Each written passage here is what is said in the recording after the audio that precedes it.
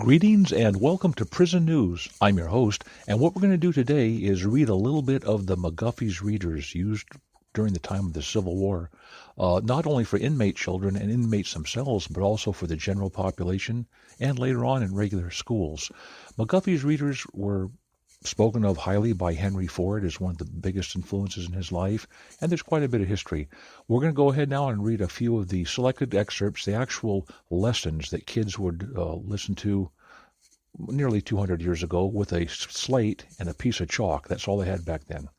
Okay, the first story is called Mama's Present. Jessie played a good joke on her mama. This is the way she did it.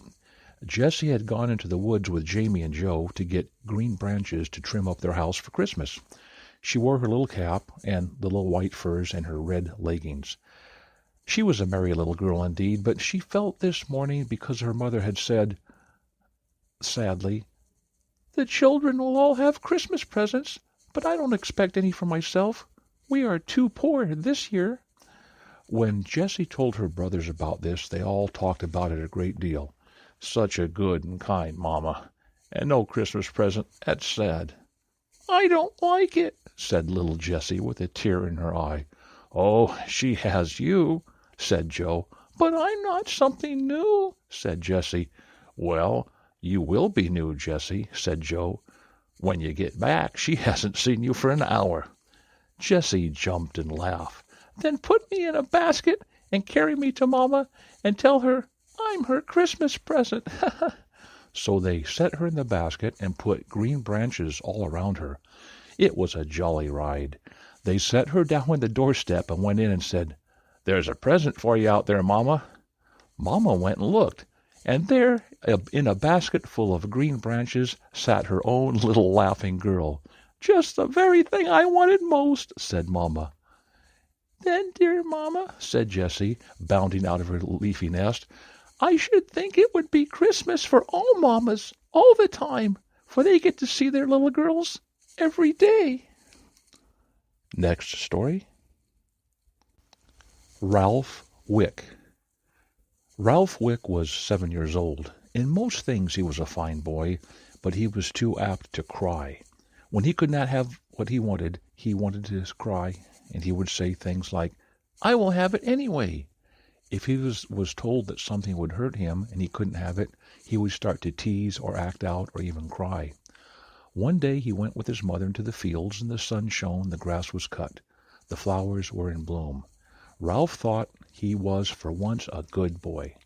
A smile was on his face. He wished to do as he was told. He said, "Mother, I will be good now. I will do as you tell me.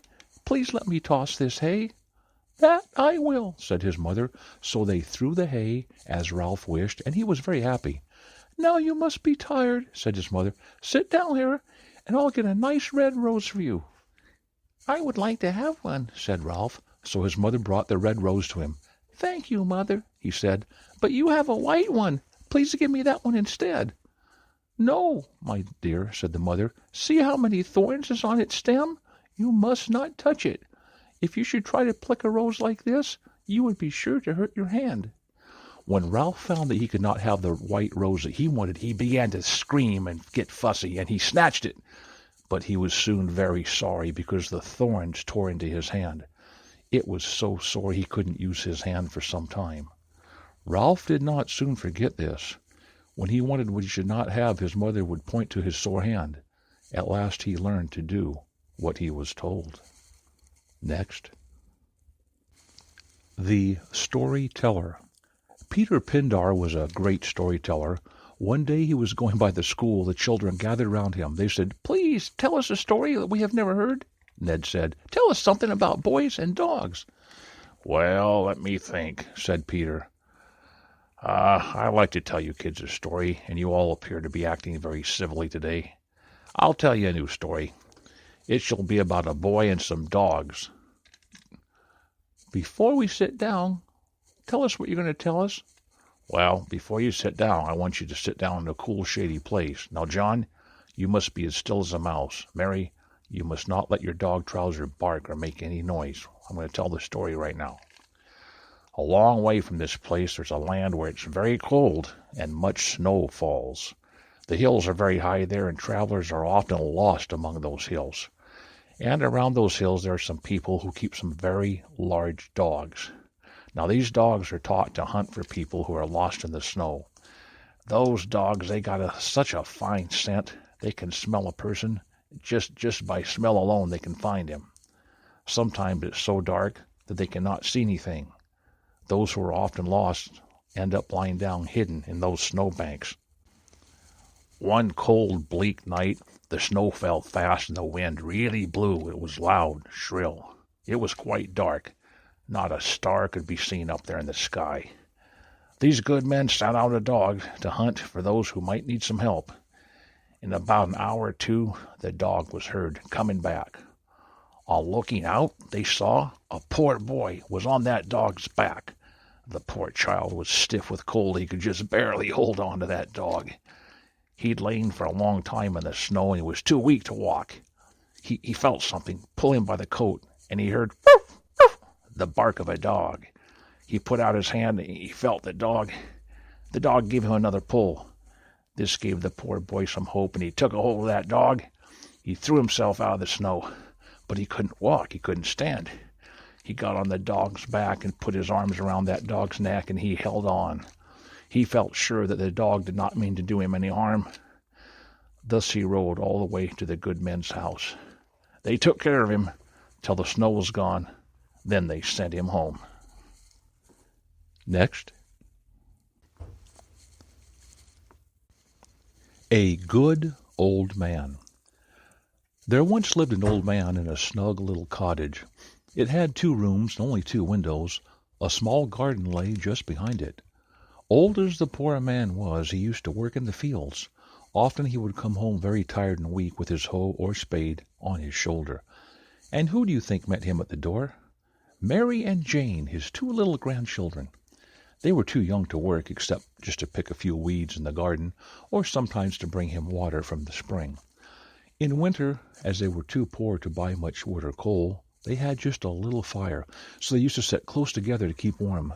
Mary would sit on one of the old man's knees, and Jane on the other one. Sometimes their grandfather would tell them a dry story. Sometimes he would tell them an exciting story. Other times he would teach them a hymn.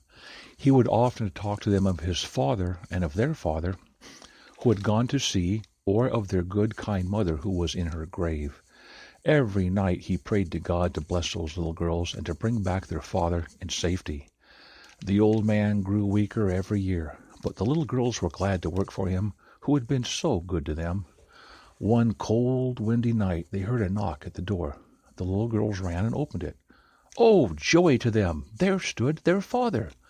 He had been at sea a long time. He had saved up some money, and now he had come home to stay. After this, the old man did not have to work. His son worked for him, and his grandchildren took care of him. Many, many happy days they spent together. Next. Laura English is a greedy little girl. Indeed, she's quite a little glutton. Did you know what a glutton is? A glutton is one who eats too much because the food tastes so good to her. Laura's mother is always willing that she should have plenty to eat, as much as good for her, but sometimes when her mother's not watching, she eats so much that it makes her sick. I do not know why she is so silly. Her kittens never eat more than they need. It leaves the nice bones on the plate and it lies down to sleep when the kitten is done eating. The bee is even wiser than Laura. It flies all day among the flowers to gather honey, and if it wanted to, it could eat honey all day long, but it eats just enough and carries all the rest to its hive. The squirrel eats a few nuts or acorns, and then he goes about frisky and gaily as if he had dined at a king's table. Did you ever see a squirrel with a nut in his paws? How bright and lively he looks as he eats it. If he lived in a house made of acorns, he would never need a doctor. He would not eat an acorn, not even one acorn too much. I do not love little girls who eat too much. Do you, my little readers? I do not think that they have such rosy cheeks, or such bright eyes, or such sweet, happy tempers as those who eat less. The Broken Window. George Eliot had a bright silver dollar as a New Year gift. He thought of all the fine things he might buy with it. The ground was covered with snow and the sun shone out bright and everything looked beautiful. So George put on his hat and ran into the street. As he went skipping along, he met some boys who were throwing snowballs. George soon engaged in the sport. He sent a ball at James Mason, but it missed him and broke a window on the other side of the street. George feared that some would come out of the street and out of the house and find him, so he ran off as fast as he could. As soon as he got around the corner, George stopped because he was very sorry for what he had done. He said to himself, "I have no right to spend my silver dollar now. I ought to go back and pay for that glass that I broke with my snowball." He went up and down the street and felt very sad. He wished very much instead to buy something nice. However, he also wished to pay for the broken glass. At last he said, "It was wrong to break that window. I didn't mean to do it. I'll go over and pay for it, even if it takes all my money. I'll try not to be sorry. I don't think the man will hurt me if I pay for the mischief I have done." Okay, at this point, folks, the kids are instructed to take out their slates and draw a little thing and write some things about the story. I return back to the second part of the story. George started off and felt much happier for having made up his mind to do what was right. He rang the doorbell. When the man came out, George said, "Sir, I threw a snowball through your window, but I didn't mean to do it. I'm very sorry, and I wish to pay you. Here's the dollar my father gave me as a New Year's gift." The gentleman took the dollar and asked George if he had any more money. George said he had not. "Well, this will do," the man said. So, after asking George his name and where he lived, he called him an honest boy and shut the door. George went right home with a face as rosy and eyes as bright as if nothing had gone wrong. At dinner, Mr. Elliot asked him what he had bought with his money. George very honestly told him all about the broken window and said he felt very well without spending any of the money. When dinner was over, Mr. Elliot told George to go over and look at your cap. "George, go over and look at your cap over there." When he did so, he found 2 silver dollars in his cap. The man whose window had been broken had been there and told Mr. Elliot about it. He gave back George's dollar and another besides. A short time after this, the man came and told Mr. Elliot that he wanted a good boy who could be dependable to work in his store and stay there. As soon as George graduated from school, he went to live with this man, who was also a rich merchant. In a few years' time after working at that store, George became the merchant's partner. Now you can see, folks, those were quite some stories, and children were thought of as a very, very special gift back in the old days, especially past the Civil War. If you look at the Bible, for instance, you'll find the word children are mentioned just a little over 1,800 times. And what I've done, I've popped up a piece of software, and I've typed in the word children, and I've gone to this section which we call Red Letter Edition. That means the letters are in red. That means that Jesus Christ, God's Son, spoke, and in this case using the word children. I'm going to read just a sample, maybe 1 or 2 sentences of each example of Jesus talking about children.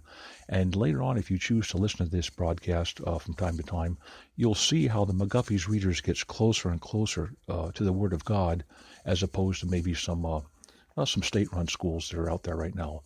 Okay, first example, Matthew 5:9 says, "Blessed are the peacemakers, for they shall be called children of God." Next, "That ye may be the children of your Father, which is in heaven, for he maketh the sun to rise on the evil and on the good." Next, "If ye then, being evil, know how to give good gifts to your children, how much more shall your Father which is in heaven give good things to them that ask him?" Next, "But the children of the kingdom shall be cast into outer darkness." Oh boy, Next, "And Jesus said unto them, Can the children of the bride chamber mourn as long as the bridegroom is with them?"